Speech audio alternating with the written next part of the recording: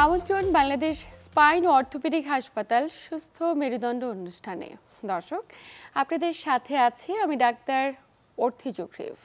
Osteoporosis কিংবা হাড় ক্ষয় রোগ, এই রোগটির সাথে আমরা কম বেশি প্রায় প্রত্যেকেই পরিচিত এবং বয়স 40 কিংবা 60 ঊর্ধ্ব প্রায় প্রত্যেকটি ব্যক্তি এই রোগটিতে আক্রান্তের ঝুঁকিতে রয়েছেন এবং বেশিরভাগ ক্ষেত্রে প্রাথমিক অবস্থায় এই রোগটি শনাক্তই করা সম্ভব হয় না এবং অনেক ক্ষেত্রে দেখা যায় যে একটু বয়োজ্যেষ্ঠ বাবা কিংবা মা কিংবা যে কোনো ব্যক্তি হঠাৎ করে হাঁটতে গিয়ে, চলতে গিয়ে কিংবা সামান্য আঘাতে কিংবা সিঁড়ি দিয়ে ওঠানামা করতে গিয়ে তার হাড়টি হঠাৎ করে ভঙ্গুর হয়ে গিয়েছে কিংবা ভেঙে গিয়েছে, কিন্তু অনেকেই বুঝে উঠতে পারেন না সমস্যাটি কী কারণে।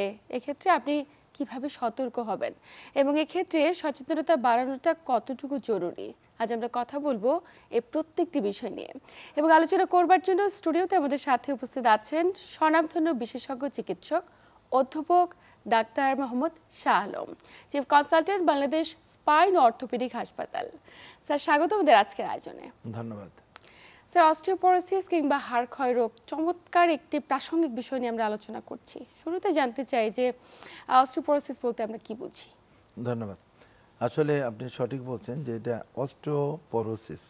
অস্টিও মানে হলো বোনস, পোরোসিস মানে ছিদ্র, হাড়ের মধ্যে ছিদ্র হয়ে যাওয়া। এটা অনেকটা হলো ঠিক ঘুনে খাওয়া বাঁশ বা কাঠের মতো।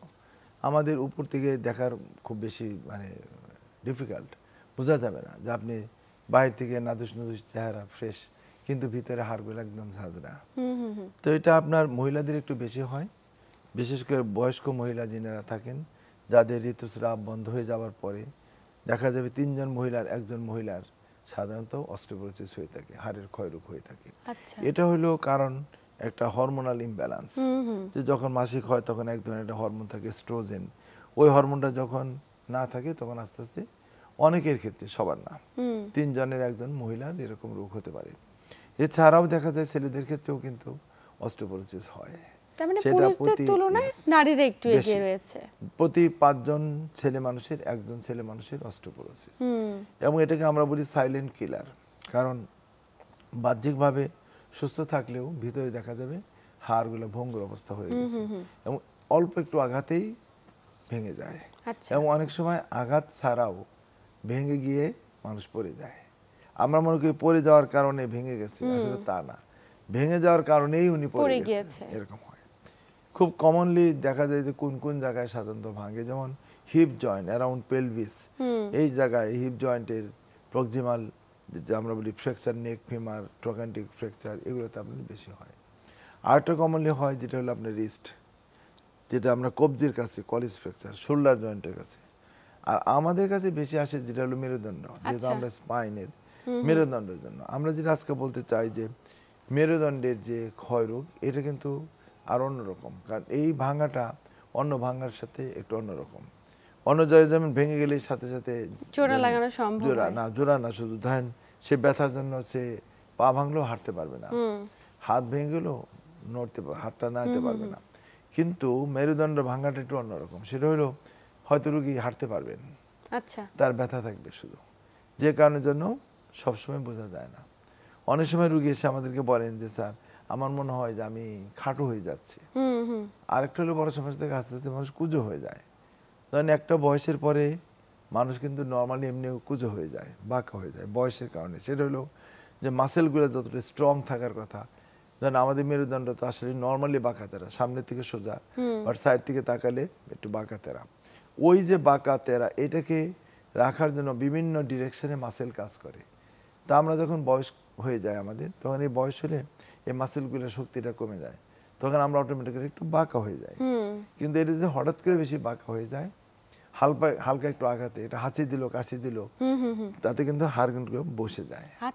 এই হাড় বসে যাওয়ার কারণে মানুষ মনে করেন যে আমি খাটো হয়ে যাচ্ছি, আমি কুঁজো হয়ে যাচ্ছি। ব্যথা তো অনেকেরই থাকে, বয়সের কারণে যেন একটু ব্যথা থাকবে না আমরা মনে করে থাকি। এইসব মিলিয়ে মেরুদণ্ডের হাড়ের ভাঙা অনেক সময় আমরা বুঝতে পারি না। খুব যদি বড় ধরনের ভাঙা ভাঙে, অনেকগুলো ভাঙা ভাঙলো, অনেক ব্যথা, তাহলে কিন্তু সাধারণত রোগীরা ডাক্তারের শরণাপন্ন হয়। আদারওয়াইজ রোগীরা ধরেন নিজেরাই ম্যানেজ করার চেষ্টা করে। তারপরে স্যার, আমরা যদি এটাকে এভাবে বলি যে এটা তেমন কোনো উপসর্গ প্রকাশ পায় না, তবে অনেক ক্ষেত্রে ব্যথাটাই একমাত্র উপসর্গ, এটা হলো মেরুদণ্ডের ক্ষেত্রে। কিন্তু অন্যান্য ক্ষেত্রে ভেঙে যাওয়ার পরে আমাদের কাছে আসে, যখন মুভ করতে পারছে না, স্বাভাবিক চলাফেরা বন্ধ হয়ে গেছে। এছাড়াও যদি বলেন যে তাহলে কি না ভাঙলে কি বোঝার উপায় নাই? হ্যাঁ আছে। যেমন আমরা অনেক সময় রুগীরা বেগ মানে হলো কোনো নির্দিষ্ট জায়গা নাই, আচ্ছা, এক একবার এক এক জায়গায় ব্যথা বলবেন, কোন সময় মাসেলে ব্যথা, কোন সময় জয়েন্টে ব্যথা, কোন সময় ধরেন হাড়ের মধ্যে ব্যথা, বিভিন্ন সময় বিভিন্ন জায়গায় ব্যথার কথা বলেন। এটা একটা রুগীর একটা উপসর্গ।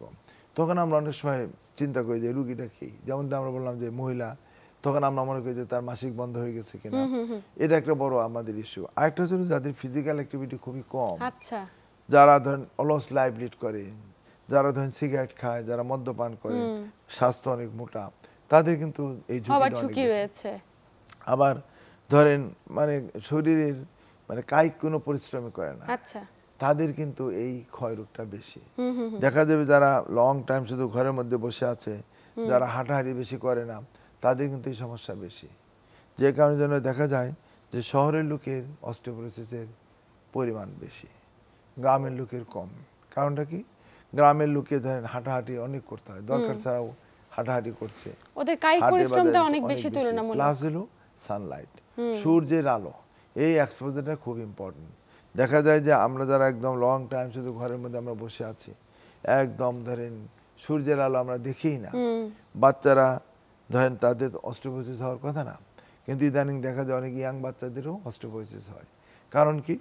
যে এরা ধরেন খেলাধুলা করে না, এরা কখনো ওই মাঠ টাট নাই, মাঠে যায় না, ঘরের মধ্যে বসে তারা খেলতেছে হইলো আপনার হলো ভিডিও গেম, হ্যাঁ, তারা এই কম্পিউটারের মধ্যে তারা খেলতেছে, যে কারণের জন্য তাদের এই এক্সারসাইজ হাঁটাহাঁটি হচ্ছে না। আবার একটা হলো যে শহরের লোকের ধরেন সিঁড়ি দেওয়া বেশি ওঠানামা করি না, আমরা লিফট ব্যবহার করি। আপনি ধরেন ওই টেলিভিশনটা চালু করতেও আমরা রিমোট কন্ট্রোল দিয়ে করি, আমরা হলো ফ্যান চালাই রিমোট কন্ট্রোল, এসি চালাই রিমোট কন্ট্রোল। এই যে একটু মানে আমাদের অ্যাক্টিভিটি হওয়ার কথা, শহরের লোকের তো এটা হয় না, যে কারণের জন্য শহরের লোকের ধরেন এই অস্টিওপোরোসিস বেশি। খাবার দাবার মধ্যে ধরেন আমরা যারা শহরের লোক বেশি প্রোটিন জাতীয় খাবার খায়, মাছ কমই খেতে চায়, মাংস খায়। বাচ্চারা তো সবজি মাছ খেতেই চায় না, তারা খেতে চায় শুধু মাংস, ফাস্ট ফুড। এই জাঙ্ক ফুড খুব খারাপ, সেটা বড়দের জন্য, ছোটদের জন্য, সবার জন্য। আচ্ছা আচ্ছা, যে কারণে যে আমরা বলি যে খাবার দাবার যে অভ্যাসটা, এর মধ্যে ধরেন আপনার সবজি জাতীয় খাবার, ফ্রুটস খুব হেল্পফুল, বিশেষ করে ড্রাই ফ্রুটস যদি বেশি পরিমাণে আমরা খেজুর টেজুর খাই, নাটস, এগুলো কিন্তু শরীরে বিশেষ করে হাড়গুলোকে ভালো রাখার জন্য অনেক অনেক বেশি কার্যকরী। যে কারণে জন্য আমরা সবসময় বলি যে খাবার, যে আপনি মাছ, সবজি, ফ্রুটস আপনি বেশি খান, মাংস জাতীয় খাবার, তৈলাক্ত খাবার আপনি একটু কম খান। আচ্ছা আচ্ছা, এখানে ধরেন আমরা সবজি মানে অনেকে আছে যে ধরেন সবজি খুব পছন্দ করে খায়, আবার অনেকে একদমই না। বিশেষ করে যে বললাম যে ইয়াং জেনারেশন তারা খেতে চায় না, এটা একটা খুব অভ্যাস। আর হলো যে আমরা হলো গরুর দুধ, তার প্রত্যেকটা লোকেরই কিন্তু 1 গ্লাস করে গরুর দুধ খাওয়া উচিত, কিন্তু আমরা কিন্তু অনেকে সেটা খাই না। একদমই তাই। যে কারণের জন্য যে আমাদের কিন্তু ভিটামিন ডি, ক্যালসিয়াম এগুলো কিন্তু অভাব ঘটছে। এর মধ্যে যদি ফিজিক্যাল অ্যাক্টিভিটি না থাকে তাহলে তাদের বাড়বে। এবং এই যে কম বয়সী বাচ্চাগুলো এখন যে লাইফটাতে হ্যাবিচুয়েটেড, আপনি যেমনটা বলছিলেন ভিডিও গেম করছে, রুমে থাকছে, সুইমিং করছে না, সাইক্লিং করছে না, যেই অভ্যাসটাতে এক জেনারেশন আগে অভ্যস্ত ছিল সেটা করছে না। এই কারণে এই জেনারেশনের পরবর্তীতে অস্টিওপোরোসিস আক্রান্তের ঝুঁকিটা তুলনামূলকভাবে বেশি। স্যার, এই ক্ষেত্রে অবশ্যই লাইফস্টাইল মডিফিকেশন করাটা অত্যন্ত জরুরি, কিন্তু একটু জানতে চাইবো যে যারা ধরেন হঠাৎ করে হাতটা ভেঙে গিয়েছে বা তীব্র ব্যথা অনুভব করছে, মেরুদণ্ডের কোনো একটি হাড় ভঙ্গুর হয়ে বেঁকে গিয়েছে বা চেপে গিয়েছে, আপনি যেমনটি বলছিলেন কুঁজো হয়ে গিয়েছে, তাদের ক্ষেত্রে আসলে চিকিৎসকের কাছে যাওয়ার পরে বা আপনাদের কাছে যাওয়ার পরে কিভাবে শনাক্ত করা হয়ে থাকে? দুইটা জিনিস, একটা হলো যে খুব সিম্পল এক্সরে করলে আমরা বুঝতে পারি, এবং এক্সরেতে ধরেন ভাঙা থাকলে তো ইজি। যদি ভাঙা না থাকে খুব আর্লি স্টেজে দেখা যাবে যে মানে অনেক সময় প্রাথমিক অবস্থা বোঝা যাবে না। যদি ধরেন যে হাড় তার যদি ধরেন 1/3 বা তার চেয়ে একটু বেশি ক্ষয় না হয়, রেডিওলজিক্যালি বুঝবে না। এবং রেডিওলজিরও কথা আছে, যারা এক্সপার্ট রেডিওলজিস্ট তারা খুব তাড়াতাড়ি বুঝতে পারবে, কিন্তু যারা খুব বেশি এক্সপার্ট না তারা কিন্তু এটাকে মিস করবেন। নাম্বার 2, যখনই আমাদের সন্দেহ লাগে ভাঙা নাই, এক্সরে অত অবভিয়াস না, কিন্তু তার বয়স, তার হিস্ট্রি এরকম যে থাকে, তখন আমরা বিএমডি একটা খুব সিম্পল পরীক্ষা, 2500-3000 টাকা লাগে নর্মালি, বাট বড় কর্পোরেট হসপিটালে একটু বেশি, বাট নর্মালি 2500-3000 টাকায় আপনি পরীক্ষাটা করতে পারছেন। এটা করলে কিন্তু আপনার সারা শরীরে কোথায় কোন হাড়টা কতটুকু কি পরিমাণ কত পার্সেন্ট আপনার ক্ষয় গেল, এটা কিন্তু বোঝার উপায় আছে। আচ্ছা আচ্ছা। সেজন্য বিএমডি হলো খুব সিম্পল একটা পরীক্ষা, এবং এটি দিয়েই আমরা শনাক্ত করে থাকি যে তার হাড়ের কন্ডিশনটা কি। এখন এরপরে যদি আপনি আসেন যে না ঠিক আছে আমরা শনাক্ত হলো, চিকিৎসা পদ্ধতি। চিকিৎসার মধ্যে কিন্তু দুইটা জিনিস থাকে। স্যার, এই যে চিকিৎসা পদ্ধতিটা সম্পর্কে অনেকেই জানতে চায়, খুব গুরুত্বপূর্ণ তথ্য একটু জানতে চাই চিকিৎসা পদ্ধতি সম্পর্কে। সচরাচর আপনাদের কাছে যে রোগীরা এসে থাকে তাদের কোন কোন জায়গাগুলোতে আসলে ভেঙে যায় বা কি সমস্যাগুলো নিয়ে মেইনলি আসে, এবং সেক্ষেত্রে সার্জারি কি একমাত্র অপশন চিকিৎসার? আপনাকে ধন্যবাদ। একটা হলো যে শরীরের মেরুদণ্ড বাদে কয়েকটা জায়গা অবশ্যই, কবজির কাছে, শোল্ডার, আর একটা হলো যে আপনার হিপ জয়েন্ট, এগুলো হলো সবচেয়ে বেশি কমন ভাগে। আর আমাদের মেরুদণ্ডে নিচের পোর্শনে পিঠ কোমর জাংশন সাধারণত খুব কমনলি ভেঙে যায়, ঘাড়ের দিকেও ভেঙে যায় অনেক সময়। এখন চিকিৎসা পদ্ধতি না, সবসময় সার্জারি লাগে না, কিন্তু যদি ধরেন মানে পা বা হাত এই জায়গায় যদি ভেঙে যায় সাধারণত সার্জারি লাগে।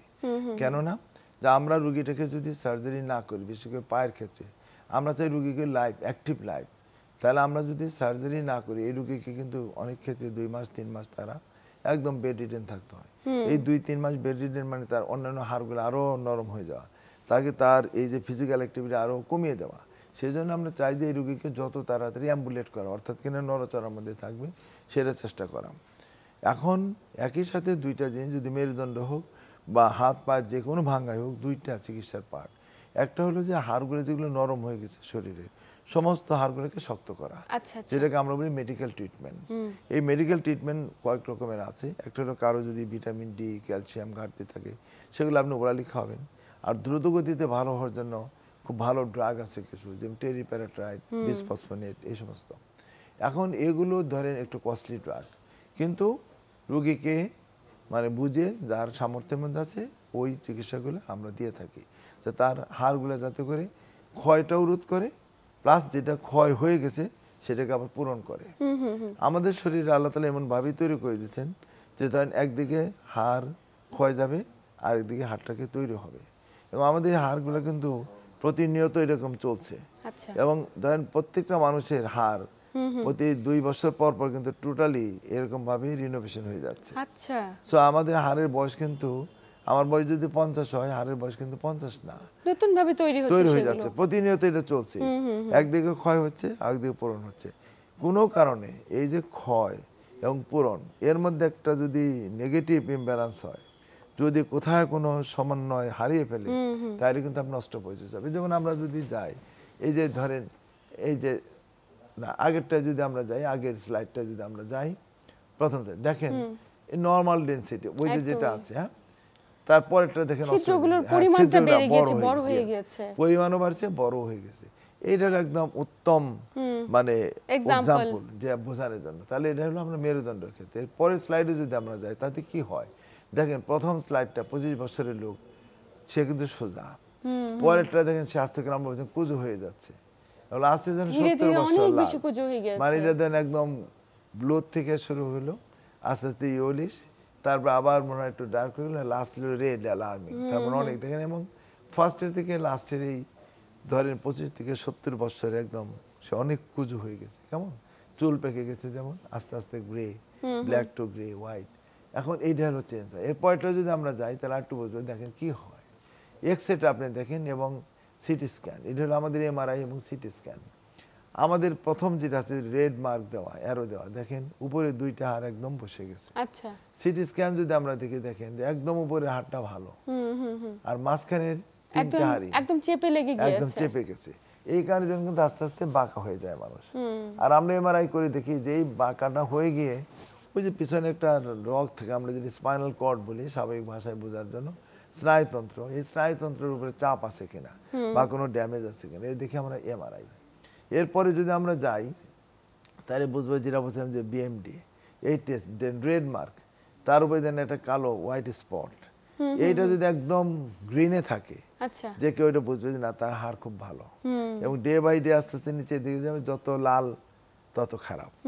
সো আমরা এটা বিএমডি দেখে আমরা বুঝতে পারি। পরেরটা যদি আমরা যাই তাহলে আমরা বুঝবো যে দেখেন ওই যে সামনের নর্মাল হাড়, পরের হাড়, এবং ঠিক একইভাবে দেখেন এক্সরে করলে কেমন বোঝা, যার ঘাটটা এরকম বাঁকা, যেন আমাদের এক্সরেটাও এরকম বাঁকা হয়ে গেছে। মানে ঠিক আছে হাড়টা তো ক্ষয়ে যাচ্ছে ক্ষয়ে স্যার, যাচ্ছে, জি। ক্ষয়ে যাওয়ার কারণে বেঁকে গেল কেন? বেঁকে যায় বিকজ এই যে তার সাপোর্ট কলাস করা, আচ্ছা। কারণ লোড নিতে পারতেছে না, হালকা একটু লোডেই সে হলো কলাস করছে। এগুলো কিন্তু দেন এইরকম পর্যায়ে গেলে সার্জারি করতে হয়।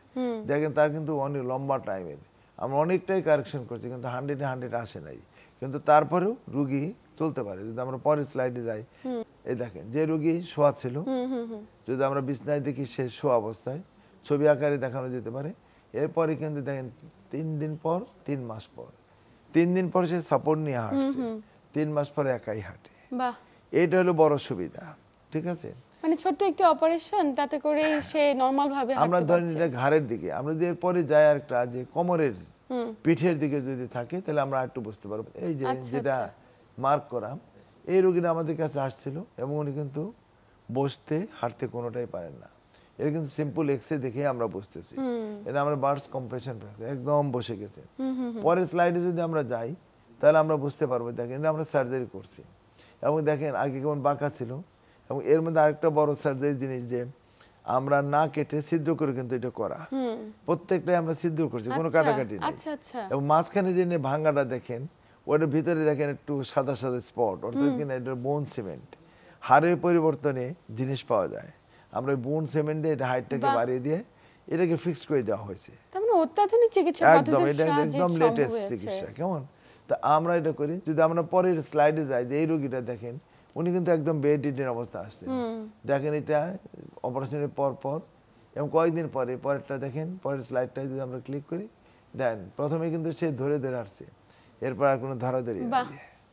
সো এইটা হলো বড় এবং স্যার এই সুবিধা। প্রত্যেকটা অপারেশন ছিদ্র করে, ছিদ্র করে, ছোট্ট না একটা কেটে। অপারেশনের মাধ্যমে না কেটে কাটা ছেঁড়া ছাড়াই। এবং এটা একদম সবই কম্পিউটারাইজ করা, না কেটে ছিদ্র করে আমরা এই অপারেশনগুলো করি। এবং এইটা হলো লেটেস্ট চিকিৎসা। যে বাহ। বেশিরভাগ ক্ষেত্রে আমরা বলছি যে 80% ক্ষেত্রে তার কিন্তু ইয়ে লাগবে না, চিকিৎসা মানে কি সার্জারি লাগবে না। এগুলো হলো করণীয় কি, আমরা লাস্ট টাইম আমরা বলবো থাকুক, এটা মানুষ দেখতে থাকুক যে মানে তাদের যার যার দরকার। এখন হলো যে চিকিৎসা পদ্ধতিতে ম্যাক্সিমাম পার্ট কভার হবে আপনার হলো মেডিকেল ট্রিটমেন্ট। আচ্ছা। এটা কিন্তু আমরা আপনাকে বলবো যে যদি কেউ চায় যে তার হাড়গুলোকে সতেজ রাখবো, তাহলে তার উপরে নির্ভর করবে।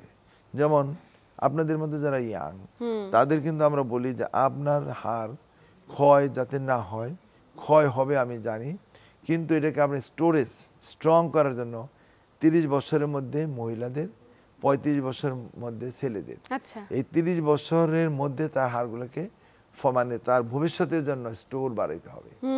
ছেলেদের ক্ষেত্রে 35 বছরের মধ্যে তার স্টোর বাড়াইতে হবে। সেটা কি, ফিজিক্যাল অ্যাক্টিভিটি। আমরা এক্সারসাইজ করি 40-50 বছরের পরে, একদমই। কিন্তু আপনাকে লাগবে হলো একদম ইয়াং বয়স থেকেই। ইয়াং বয়স থেকে যদি আপনি এক্সারসাইজ না করেন, আপনার হাড়কে যদি বিল্ড আপ না করেন, রেগুলার গরুর দুধ, সূর্যের আলো আপনার না পায়, তাহলে আপনি ধরে নেবেন যে আপনার হাড় ক্ষয় হওয়ার সম্ভাবনা অনেক অনেক বেশি। নিশ্চয়ই, নিশ্চয়ই। যে কারণের জন্য মহিলাদের তো আমরা জানি যে আপনার মাসিক বন্ধ হইলে তার 3 জনে একজন হতে পারে, ছেলেদেরও যদি তার অ্যাক্টিভিটি না থেকে 5 জনের একজন হতে পারে। যে কারণের জন্য আমার যাতে না হয়, সেজন্য আমাকে ছেলে হিসাবে 35 বছরের মধ্যে আমার এই ভবিষ্যতের স্টোর বাড়াইতে হবে, হাড়গুলোকে অনেক হৃষ্টপুষ্ট করতে হবে। মহিলাদের ক্ষেত্রে 30 বছর। সো এই 30 এবং 35 ছেলে এবং মেয়ে তার হাড়গুলোকে শক্ত রাখার জন্য তার চেষ্টা করতে হবে। এবং শক্ত রাখার একটাই মূল লক্ষ্য, অবশ্যই জীবনযাত্রার মান পরিবর্তন, খাদ্যাভ্যাসের পরিবর্তন, যেগুলো আমরা এতক্ষণ আলোচনা করেছি। স্যার একদম আলোচনার শেষ প্রান্তে চলে এসেছি। আমি একটু ছোট্ট করে একদম জানতে চাই যে অস্টিওপোরোসিস প্রতিরোধে আপনার একদম জিস্ট ইনফরমেশন কি থাকবে? প্রতিরোধের মধ্যে 1 নম্বর হলো যে তার ফিজিক্যাল অ্যাক্টিভিটি বাড়ানো, লাইফস্টাইল চেঞ্জ করা, স্মোক না করা, ধূমপান করবেন না, মদ্যপান করবেন না, তৈলাক্ত খাবার কম খাবেন, বেশি বেশি আপনি হলো সবজি জাতীয় খাবার খাবেন, মাছ বেশি খাবেন, প্লাস সাধ্যমতো আপনি ফ্রুটস খাবেন, গরুর দুধ আপনাকে খেতেই হবে এবং সূর্যের আলো লাগাতে হবে। এগুলো যদি আপনি করেন তাহলে আপনি দেখবেন আপনার হাড় অনেক মানে শক্ত থাকবে, সুস্থ থাকবে এবং খুব সহজে অস্টিওপোরোসিস কিংবা হাড় ক্ষয় রোগকে প্রতিরোধ করা সম্ভব হবে। স্যার একদম শেষ প্রান্তে আপনাকে আন্তরিক ধন্যবাদ গুরুত্বপূর্ণ তথ্য এবং পরামর্শের মাধ্যমে দর্শকদের উপকৃত করবার জন্য। আপনাকেও ধন্যবাদ, দর্শকদেরও অনেক অনেক ধন্যবাদ।